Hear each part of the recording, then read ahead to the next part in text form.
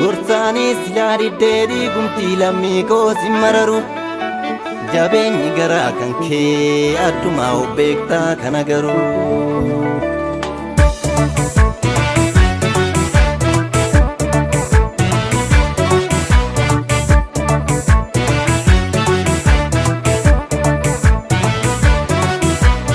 Uppeessi fuunan bakka hin taanetti si keessa karooran deemi hojii altuu nama balleessa. Uppeessi fuunan bakka hin taanetti si keessa karooran deemi hojii altuu nama balleessa. Uppeessi fuunan ganamaan ooluun dhagayyaa sunkoo uppeessi fuunan fura lagaasan tukkachuufe uppeessi fuunan akkan guyyaa narra marmaaruun kee uppeessi fuunan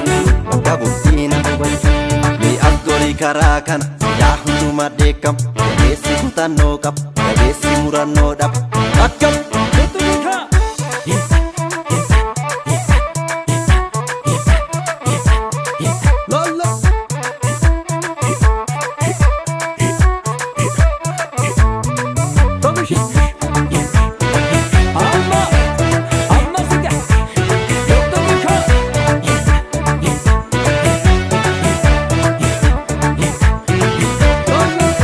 ilaalcha naman beekne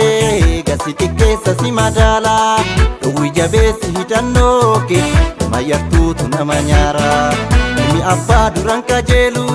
duba galee dowwata nyaara osoo gamtaadhaan tokko taane sababalaa eenyutu nyaara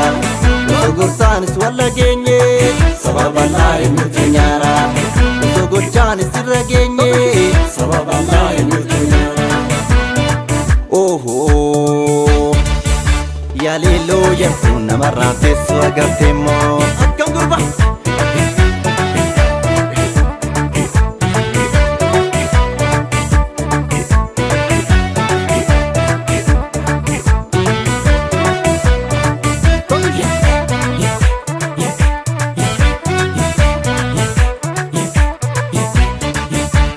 Hunduu si yaada soba ilkaanis si fakkaata jirraan fagaate suma fakkaate suma nyaata garaanis booya keessa garaatti qabanneetoo jirraan ulfaate wanni garaa wal dhokkanneef qollaadhaaf yaaduun ibsa ofii of danda'eeti obsee jiraachuuf jira kinoo har'a ga'ee gamtaan wal jaanan bakka hin yaanne hunda keessa cimii of eegi nama badduun nama balleessa Sireke beki nama yartuun nama balleessa walii yaaduu dadhabne wal yaanne jireenya wal sakaallee.